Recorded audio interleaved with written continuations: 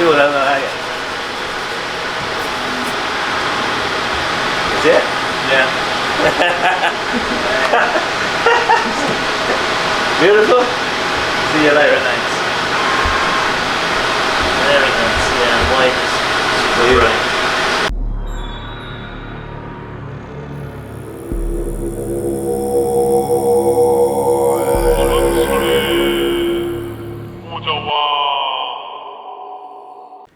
안녕하십니까, 모장입니다.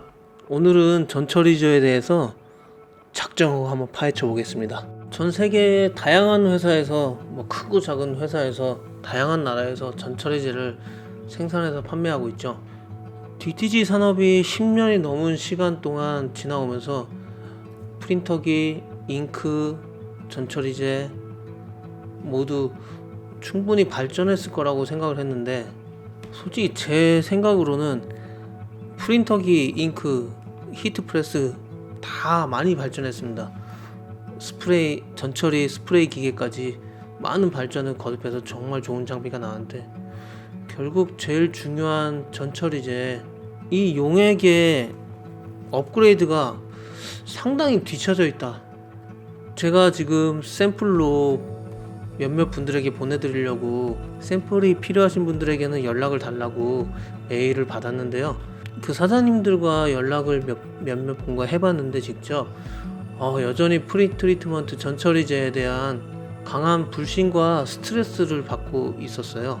그리고 제가 조금 깜짝 놀라면서도 약간은 좀 화가 났던 부분이 있는데, DTG 기계를 가지고 계시고 종사하시는 분들이 활동하시는 네이버 카페가 있는데, 몇몇 분들이 이 전처리제에 대한 스트레스를 이야기하면서 솔루션을 달라고 질문글을 남기는데, 제대로 된 해결책을 주시는 분들은 별로 없고, 아마도 이런 부분이 문제가 있지 않을까, 혹시 이렇게 하면 되지 않을까요? 라는 정도의 애매모호한 답변들이 거의 다였어요.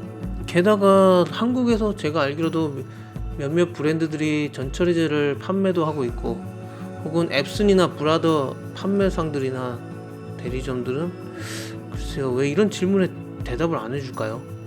혹시 영업 기밀이나 노하우를 지켜야 하는 것이라면 글쎄요, 대한민국의 DTG 비즈니스가 더 발전할 수 있을까요? 혹은 정확한 솔루션을 아직 만들어내지 못한 건 아닐까요? 아무튼 DTG 비즈니스를 해본 사람은 많은 분들이 여전히 전처리제에 끔찍한 악몽을 겪고 있습니다.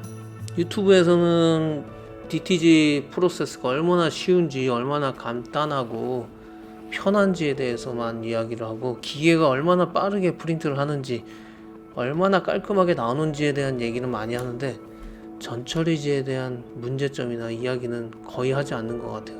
그래서 많은 분들이 이 DTG 비즈니스에 쉽게 들어왔다가 크게 손해보고 포기하는 경우가 정말 많습니다.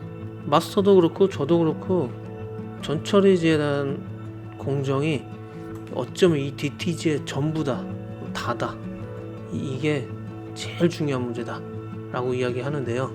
제가 그동안 1년여 기간 동안 옆에서 귀동냥하고 어깨 뒤로 본 것들에 대해서, 그리고 마스터는 이 전처리제 솔루션을 어떻게 접근하고 어떻게 만들었는지에 대해서 설명을 해보겠습니다. 부디 마스터가 이 제가 말하는 한국말을 못 알아듣고 이 영상이 별 큰 이슈 없이 지나갔으면 좋겠습니다.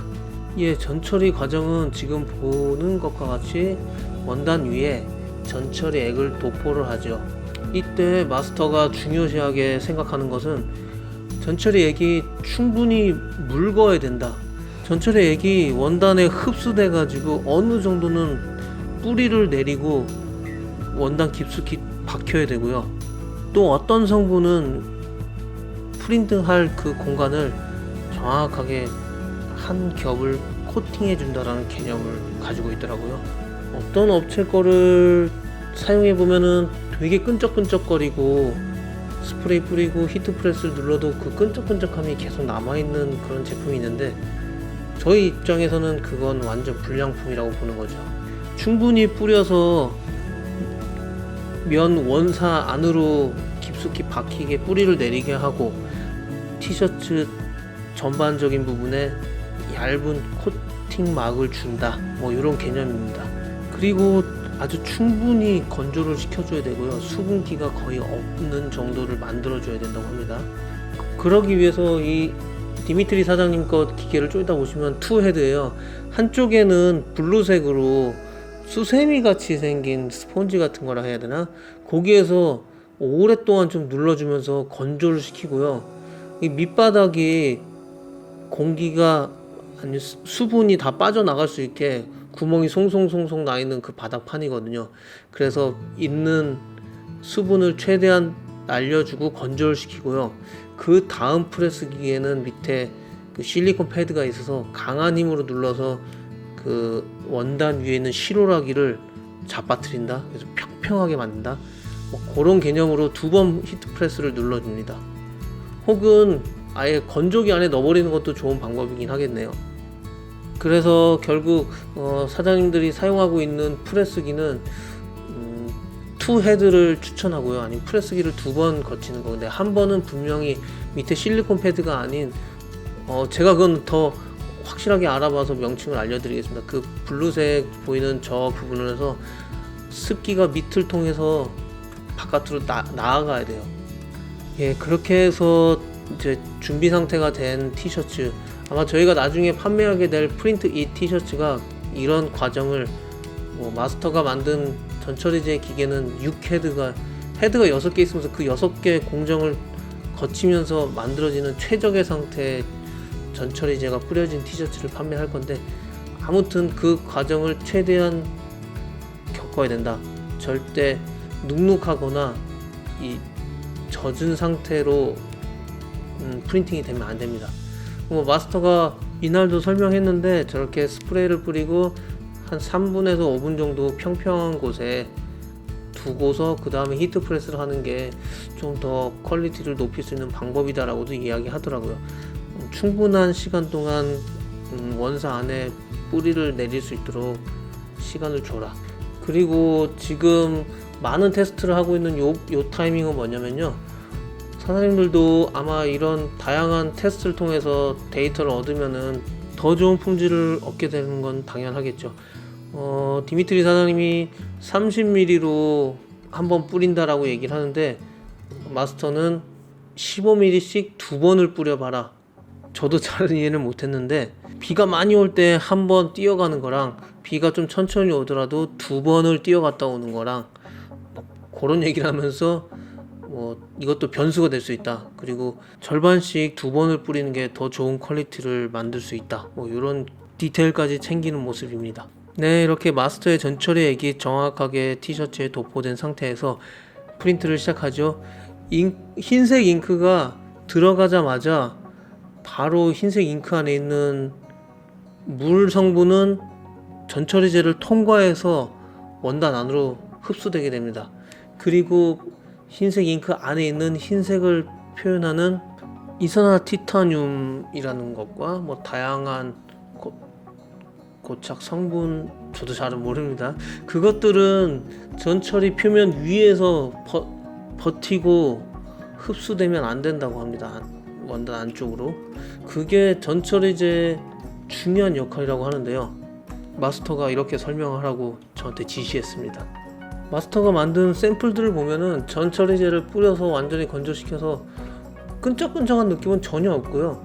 솔직히 티도 안 나요. 그냥 많이 묽게 만들고 딱 필요한 기능만 한해게 만들어서 그런지 모르겠는데, 티셔츠에 영향을 주거나 컬러를 변형시키는 황변 현상 같은 건 전혀 없었고요.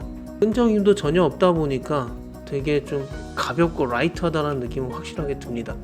이 개념으로 만들어낸 티셔츠에 대한 건데요, 어제 또 샘플을 확인했습니다.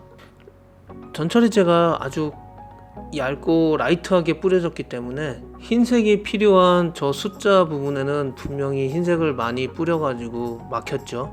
하지만 저 블루색 부분은 흰색이 굳이 많이 필요 없잖아요.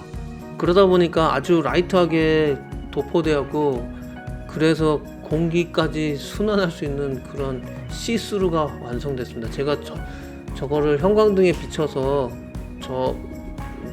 벌리지 않은 거예요. 그냥 그대로 한 손에 들고 한 손으로 카메라를 찍었는데 저렇게 불빛이 다 비칩니다. 유색 티에도 흰색 티 수준의 버금가는 가볍고 통기성 좋은 티셔츠를 충분히 만들 수 있습니다. 지난번에 보여드린 원숭이 티셔츠 기억나시죠? 그 제품도 상당히 얇고 굳이 흰색을 뿌리지 않아도 되는 부분에는 뿌리지 않고 필요한 부분은 최소량만 뿌려서 통기성을 우수하게 만드는 이 부분은 브라더 GTX에다가 약간은 고가의 립 소프트웨어를 별도로 구매하셔서 사용하고 계신데요. 캐드링크라는 회사의 디지털 팩토리 어페럴 V10 제가 영상 하단에 링크 주소 올려놓겠습니다. 이렇게 업그레이드된 립 소프트웨어를 사용함으로써 흰색 잉크를 최소한 사용하면서 최적의 효과를 보는 그 데이터를 직접 만드셔야 돼요. 그 데이터를 만들어서 바이어별로 정말 하이 퀄리티를 원하는 바이어는 그만큼 흰색 잉크를 많이 써주고 그거 굳이 막 신경 많이 안 쓰는 그런 바이어들은 흰색 잉크를 좀 아껴서 사용하시면 좀 좋을 것 같습니다. 그리고 마지막 팁이 하나 더 있는데 흰색 티셔츠 같은 경우에는 흰색 잉크를 쓰지 않죠. 그래가지고 유색 잉크만 쓰는데 어떤 분들은 전처리제를 안 해도 된다 흰색에는. 근데 그건 아주 잘못된 거라고 합니다. 무조건 전처리제를 사용해야 되고요. 그리고 마지막에 인쇄 끝나고 유색 티셔츠 같은 경우는 흰색 잉크 위에 색깔 잉크가 CMYK가 올라가기 때문에 그 흰색 잉크 자체에도 그 CMYK 잉크를 잡아주는 효과가 있고 또 히트 프레스를 누르면 자연스러운 그 터치감이 안 생기고 광이 나게 되거든요. 그래서 바로 오븐에 넣어서 건조를 시키는데 흰색 티셔츠 같은 경우에는 흰색 잉크를 안 쓰잖아요. 그래서 자연스러운 맛은 원래 있고 히트 프레스를 한번 꼭 눌러주고 잉크를 더 안착시켜주고 나서 열 프레스에 들어가는 게 여러 번의 세탁을 통해서도 결례도를 더 높일 수 있는 팁이라고 합니다. 마지막으로 저희가 이제 한 달 정도 후면 출시를 할 건데요. 한국 소비자들에게는 제가 좀 특혜를 많이 달라고 강력하게 요구를 해서 저희 전처리제는 그 응축된 엑기스 형태로 판매하게 될 것 같습니다. 한국형은 전처리제 1리터에 정제수 2리터를 집어넣어서 3리터가 되는 거죠. 베트남에서 수입해야 되기 때문에 부피가 크면은 수입비조차도 비용에 추가돼서 가격 상승의 요인이 되니까 제가 그걸 낮추자고 제안했고 그렇게 하기로 했습니다. 아마 흰색 같은 경우는 1대4까지 높여가지고 1리터 사면은 5리터까지 만들 수 있는 그런 희석 방법을 사용하려고 합니다. 마지막으로 강조할 것도 없는 거지만 스프레이 기계를 사용해서 자동 분사하는 방식을 꼭 추천합니다. 전에 영상에도 보여드렸지만 핸드로 아무리 잘하는 사람이 뿌려도 차이가 너무 많이 나고 그 퀄리티 차이가 너무 많이 나요. 무리하더라도 스프레이 기계는 구매하시는 걸 추천드리고요. 이 정도 하면은 진짜 끔찍했던 전처리제 과정을 다 극복하고 충분한 솔루션이 될 것 같은데요. 이 영상을 찍으면서도 계속 죄송한 게 너무 빨리 좀 공개한 것 같다. 저는 원래는 프린트잇이라는 티셔츠를 판매하는 목적이 더 강했는데 알아보면 알아볼수록 전처리제의 필요성이 더 급해졌거든요. 근데 제가 상업적으로 이 전처리제를 판매하는 부분도 있지만 저는 대한민국의 이 DTG 산업이 많이 발전하는 데 기여가 됐으면 더욱 좋을 것 같고 젊고 영세한 능력 있는 한국의 디자이너들이 자기가 만든 디자인을 마음껏 티셔츠에 프린트 해낼 수 있는 그런 환경이 조성돼서 그런 친구들에게도 기여할 수 있는 그런 목적을 좀 가지고 있습니다. 저에게 이메일로 나중에라도 제가 판매를 할 때 충분한 양을 샘플로 보내드릴 거고요. 충분히 사용해 보시고 만족도가 있으면 구매하실 수 있도록 제 이메일 주소를 밑에 남기니까 거기로 보내주시면 됩니다. 15분 정도까지 이렇게 긴 얘기를 하게 될 줄은 몰랐네요. 아무튼 전철이라는 강한 벽을 허물어뜨리고 이 DTG 비즈니스에서 승리하기를 기대하겠습니다. 감사합니다.